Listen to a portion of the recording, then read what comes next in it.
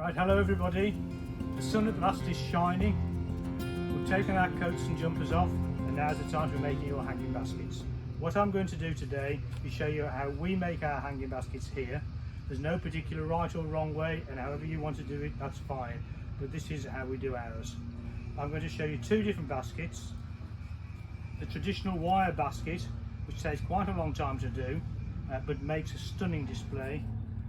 And the more modern one, which is the straw cone, which are dead easy to make, but you'll need a bucket or a pot to put in like that so you can hold it upright. So I'll start with one of these. First of all, this is nice and simple. We fill that straight to the top with compost.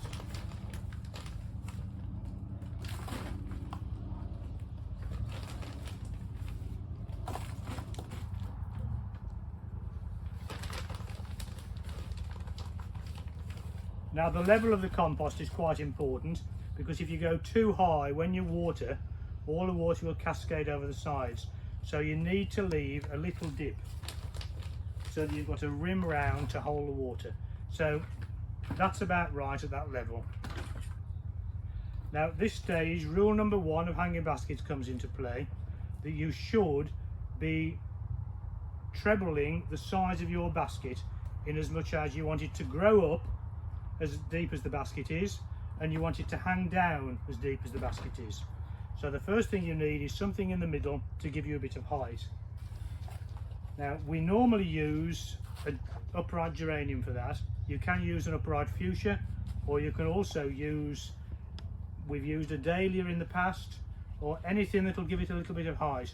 But by and large we find the most successful is upright geraniums. So that goes in the middle like that. And you can see already, you've got that much already, but of course that will grow to about that height by the end of the summer. So now you need some trailing things to go around the outsides. For this 14-inch basket, I reckon about 5 plants around the outside. I always use one foliage plant trailing, which is either the Nepeta or a Lysimachia, or you can use both. For this one, I'm going to use an Nepeta. Now this is where a little tip comes in. Instead of planting it upright like that, plant it at a 45-degree angle, then already you're encouraging it to cascade over the side. So you put that in. You no need to fill the soil around yet. Place them first and then you can adjust them if necessary.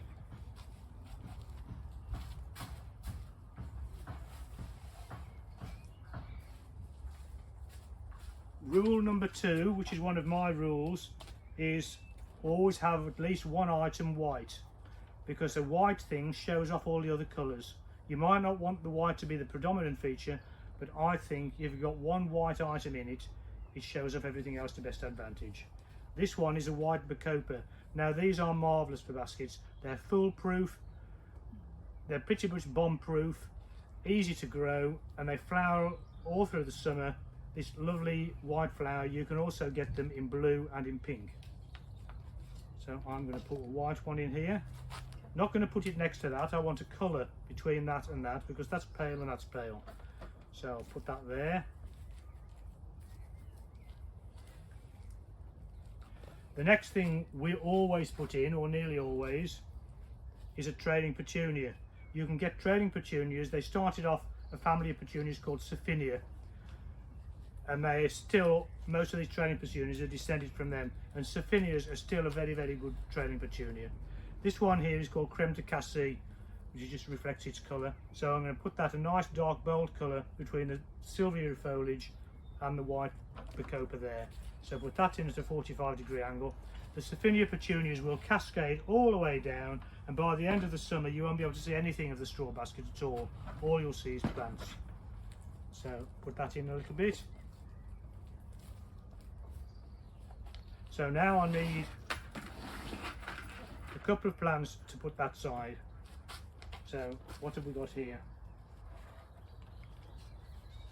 This is a plant that's both a foliage plant and it has yellow flowers on it, but this nice dark leaf is a lovely contrast to the white.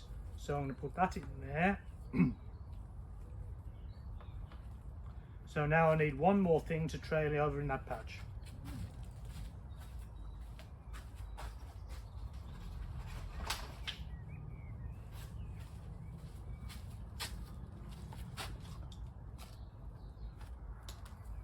One of the beautiful ranges of plants that we've got is trailing verbenas, and we've got those in probably 7 or 8 different colours, and they are great for putting in the edge of a hanging basket to trail over the side. This one here is a sort of a pinky colour, which will go in there. Again, 45-degree angle. So now you can see the basket building up. Now here is a little tip.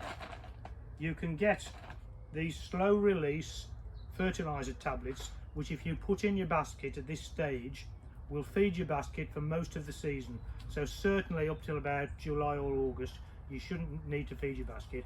So put about 4 of those in, just bury them under ground level.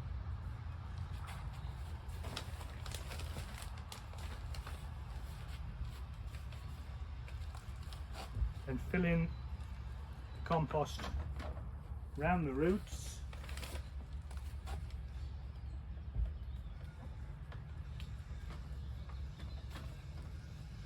And there's your basket done. Just take it out of its bucket.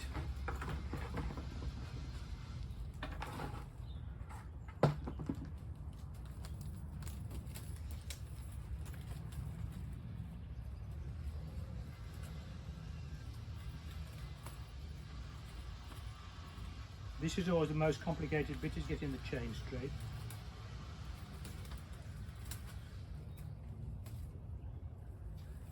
There we are.